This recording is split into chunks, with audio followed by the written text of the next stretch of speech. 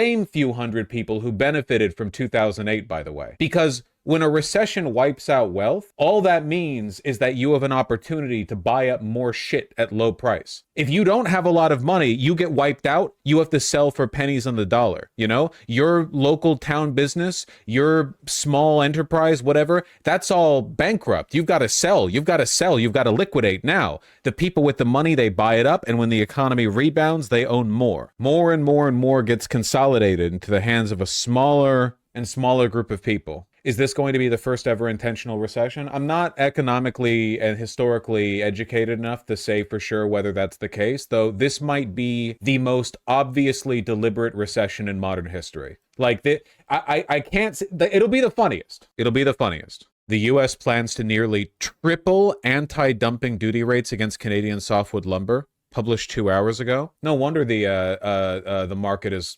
plummeting right now. Jesus Christ. Doing tricks on it, bouncing on it. Is this just so they can sell high before it and then buy low? That's kind of my feeling. I don't want to get too alarmist about this, but I genuinely, like, I bet a lot of you don't have more than $250,000 in the bank, you know? I'm not saying there's going to be a bank run or anything like that. It would be maybe something I'd be concerned about if I had that. I don't know. I don't know, man. $250,000 because of the FDIC insurance. What does this mean in general? The feeling that I'm getting from this, and this might be a bit conspiratorial, but the feeling that I'm getting from this is that you have two pressures, right? On one hand, populism is getting way more popular because the liberal order is falling apart, right? And on the other hand, a small group of people on top are realizing there's no consequences to their financial impropriety. Who was punished after 2008? Nobody. And who benefited from it? Well, a lot of people did, actually. And by a lot of people, I mean like 100 guys or something, you know? Because they take advantage of the economic downturn. They buy everything when it's low, and then they sell when it's high. They love that. And I think what we're looking at is they've just learned to do it deliberately. I think that's it. I think that they saw what happened in 2008, and they're like, we don't need to have that happen accidentally. We can do that deliberately. We benefit from it. There's no harm. Just make sure a small inner circle of people make a lot of money off it, the people who actually hold the keys to power or whatever. Do a big, like, Bitcoin strategic reserve or whatever, so when the regular markets crash, it doesn't affect the crypto holdings, you know? Yeah, I've seen the Atlanta Fed's prediction. There we go. Where last time they said it was at what? Minus 1.6. Now we're down to a minus 2.8. A minus 2.8% predicted for Q1 2025. Damn, I need to buy Bitcoin. Have you looked into Curtis Yarvin yet? Why, every stream someone asks me to look into Curtis Yarvin. Every stream he comes up. I don't know why why do people keep asking this? I know who he is. Bitcoin's even lower today. They got rug pulled by Trump again. To be fair, most Feds are still predicting modest growth. Is Atlanta Fed just an outlier? It's a significant outlier, you know. I would say that its deviance from the mean is worth noting. You're saying Bitcoin will be more stable than the dollar? No, I'm saying that Bitcoin might be favored more by the people who are deliberately trying to, like, avoid the crash of the dollar. You know?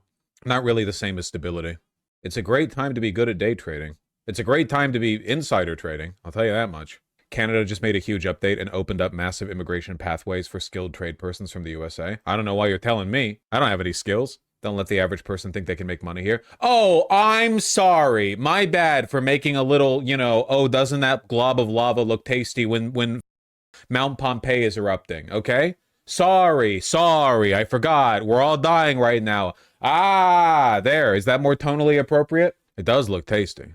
200 million worth of crypto dumped into the market before the U.S. Crypto Strategic Reserve. Right before it or right after it? Mere hours before Trump announced that someone bought 200 million.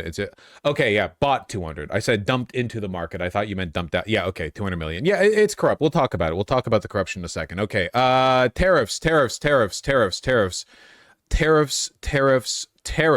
What does Fox Business have to say about this? Do we have any, like, breaking information from them? Can I hear about how this is going to save the economy or something? From Fox Business, Elon Musk blasts this key government program as the biggest Ponzi scheme of all time. The program's Social Security. That's what they're referring to. They just don't want to put that in the title because they know a lot of boomers watch Fox Business. Yeah, I don't see any talk about this from Fox. We'll get it when we get it. BuzzFeed ass title. Hey, listen, okay, you're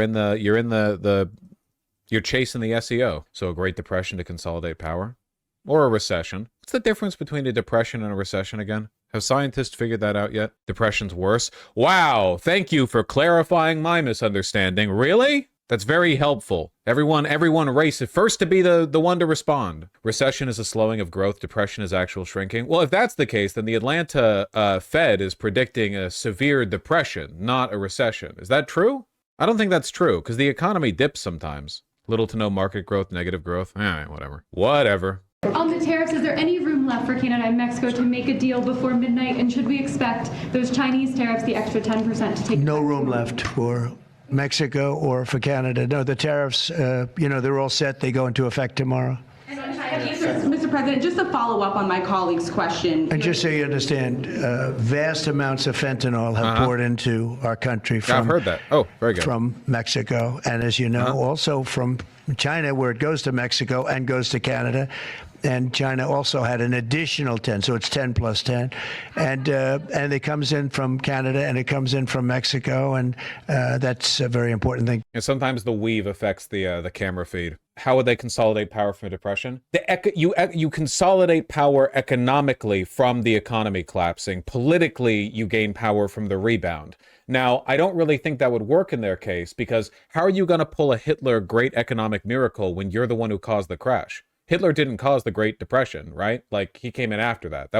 He didn't do that. That was a whole other set of things. So I don't think you can be Hitler to cause it and then Hitler to bring it back up. I don't think that works. I don't think that two-part act works. They can just lie their base beliefs anything. There are always limits. Think about the stupidest person you know. The stupidest people that I know, or at least that I've seen online, will just swing votes every election because their sweet treats from China have gotten more expensive. Keep in mind that Trump's approval rating is going down continuously with polling. Look, the tariffs roll out tomorrow, okay? He's addressing Congress. I don't know.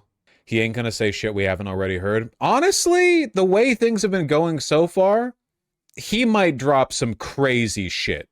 Like, who knows, man? Elon VP. Elon P. Leaving NATO? I don't know.